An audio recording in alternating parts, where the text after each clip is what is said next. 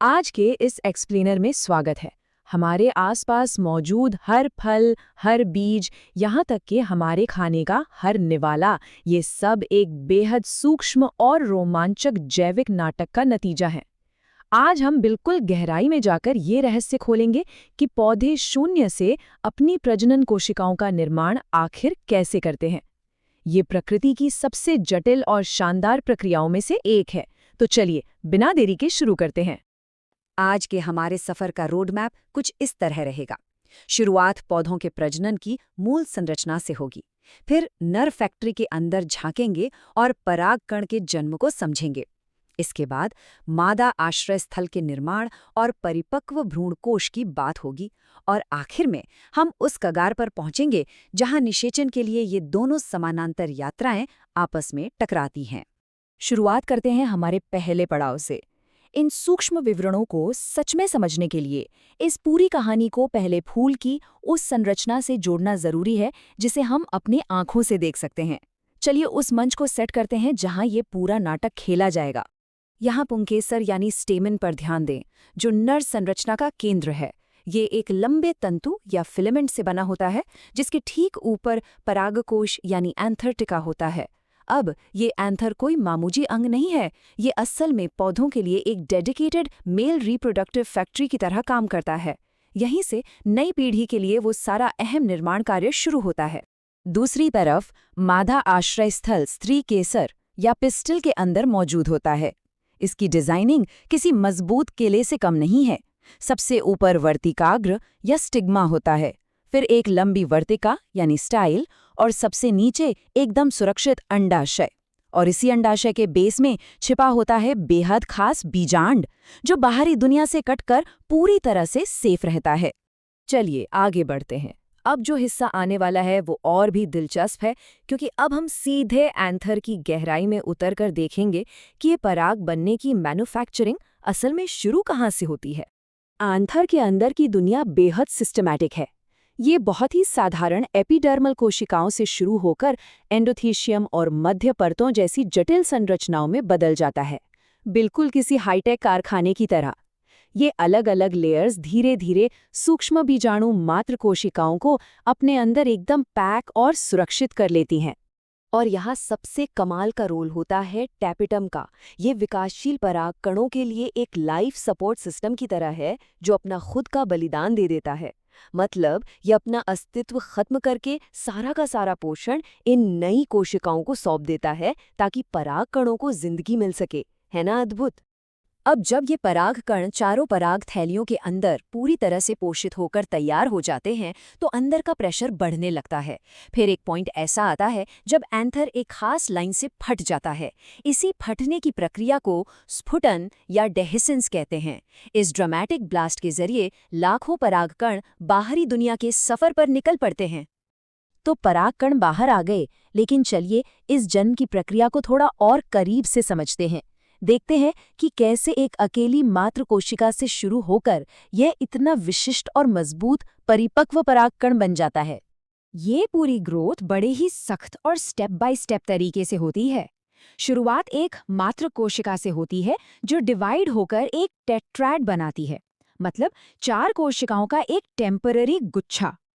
अलग अलग बीजाणुओं के बिखरने से पहले ये प्रकृति की एक बहुत ही सधी हुई और परफेक्ट ज्योमेट्री का नज़ारा होता है। इस विभाजन के 2 अलग अलग रास्ते हो सकते हैं। या तो एक साथ चतुष्फलकीय यानी टेट्राहीड्रल निर्माण होगा, जो ज़्यादातर द्विबीजपत्री पौधों में दिखता है, या फिर एक के बाद एक क्रमिक समद्विपार्श्व निर्माण होगा, जो एक बीजपत्री पौधों में मिलता है। रास्ते भले ही 2 हों, लेकिन मंजिल दोनों की एक ही है। पूरी तरह से अलग होने के बाद ये मैच्योर परागकण अपने चारों तरफ एक बेहद सख्त बाहरी लेयर बना लेता है, जिसे एक्साइन कहते हैं। कमाल की बात तो ये है कि एक्साइन प्रकृति के सबसे कठोर कार्बनिक पदार्थों में से एक है। ये परागकणों को हजारों सालों तक बचाए रख सकता है। इसके ठीक नीचे एक नरम इंटाइन परत होती है, और इसका जो कोर है वह एक वानस्पतिक ट्यूब केंद्रक और एक जनन कोशिका में बट जाता है। खैर, एक तरफ एंथर के अंदर ये परागकण बिना थके मैच्योर हो रहे हैं, लेकिन क्या कभी सोचा है कि ठीक उसी वक्त उस सुरक्षित अंडाशय की गहराइयों में क्या चमत्कार चल रहे होंगे? ये सवाल हमें इस फूल की मादा वास्तुकला के अंदर चल रही एक बेहद सीक्रेट और पैरेलल कहानी की तरफ ले जाता है। चलिए उस तरफ रुख करते हैं। अब हमारा फोकस बीजांड यानी ओव्यूल पर है। ये एक ऐसा आश्रय स्थल है जिसे इतनी सावधानी से बनाया गया है कि इसका एक ही मकसद लगता है, आने वाले समय में होने वाले निषेचन के लिए फूल प्रूफ सिक्योरिटी देना। इस बीजांड का डेवलपमेंट एक प्राथमिक प्रप्रसू कोशिका या आर्चिस्पोरियल सेल से शुरू होता है। ये मोटी सुरक्षात्मक परतें बनाता है और गुरु बीजाणुओं का एक लीनियर टेट्राड तैयार करता है। पर यहाँ प्रकृति का एक बड़ा ही सख्त नियम लागू होता है। इन 4 में से 3 कोशिकाएं आगे चलकर नष्ट हो जाती हैं। सर्वाइवल ऑफ द फिटेस्ट की तर्ज पर केवल सबसे मजबूत कोशिका ही बच पाती है। इस कड़ी छटनी के बाद जो इकलौता फंक्शनल गुरु बीजाणु बचता है, वही आगे चलकर भ्रूण कोश यानी एम्ब्रियो सैक बनाता है। और यकीन मानिए, ये प्रोसेस परागकण की यात्रा से जरा भी कम मुश्किल नहीं है। यहाँ देखा जा सकता है कि कैसे वो अकेला बचा हुआ गुरु बीजाणु कई सटीक और नपे-तुले न्यूक्लियर डिवीजनों से गुजरता है। ये बिना किसी बाहरी सपोर्ट के अपने ही अंदर एक पूरा इकोसिस्टम तैयार कर रहा होता है, जहाँ हर एक नई सेल का अपना एक फिक्स्ड और स्पेशल काम होगा। जब ये थैली पूरी तरह बन जाती है, तो इसके अंदर की हर नई सेल एक खास बायोलॉजिकल ड्यूटी संभाल लेती है। बीजांड द्वार यानी माइक्रोपाइलर छोर की तरफ अंड कोशिका और उसे सपोर्ट करने वाली सिनर्जिड कोशिकाएं होती हैं। एकदम सेंटर में ध्रुवीय केंद्रक और दूसरे छोर पर एंटीपोडल कोशिकाएं। अगर इसे सेल्यूलर लेवल की मास्टर इंजीनियरिंग कहा जाए तो बिल्कुल गलत नहीं होगा। आप जरा इस पूरी स्ट्रक्चर को मैक्रो लेवल पर देखते हैं। भ्रूणकोश बीजांड के बीजांडकाय के अंदर कितनी परफेक्शन के साथ सुरक्षित है। और सबसे शानदार बात यह है कि इसका बीजांड द्वार यानी माइक्रोपाइल नीचे की तरफ बिल्कुल उसी लाइन में खुला रहता है जहां से फ्यूचर में परागकण को एंट्री लेनी है। बिल्कुल वैसे जैसे किसी खास मेहमान के लिए पहले से रेड कार्पेट बिछाकर दरवाजा खुला रखा गया हो। तो अब हम उस पॉइंट पर आ गए हैं जहां ये दोनों हाईली ऑर्गेनाइज्ड और पैरेलल रास्ते आखिरकार एक दूसरे से मिलने वाले हैं। नर और मादा दोनों की तैयारियां अब अपनी चरम सीमा पर हैं।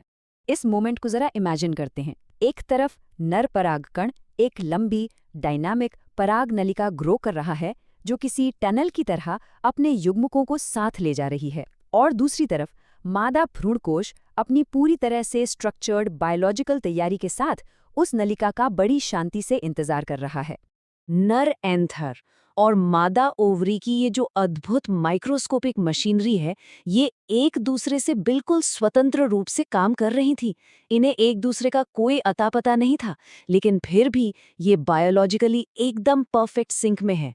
सब कुछ सिर्फ और सिर्फ इसी एक सटीक पल के लिए हो रहा था। ये सब देखकर मन में एक बहुत गहरा सवाल उठता है। इन अलग अलग युग्मकों को बनाने में इतनी भयंकर सेल्यूलर कॉम्प्लेक्सिटी लगती है, तो फिर वो कौन से अदृश्य केमिकल सिग्नल्स होंगे जो उस नर पराग नलिका को घुप अंधेरे में मादा भ्रूणकोश के उस एकदम सटीक एंट्री पॉइंट तक गाइड करते हैं। निर्माण की ये प्रक्रिया तो हमने समझ ली, लेकिन इनका ये मिलन प्रकृति के एक ऐसे शानदार रहस्य की तरफ इशारा करता है जो हमें इस माइक्रोस्कोपिक दुनिया के बारे में और भी बहुत कुछ जानने के लिए मजबूर कर देता है।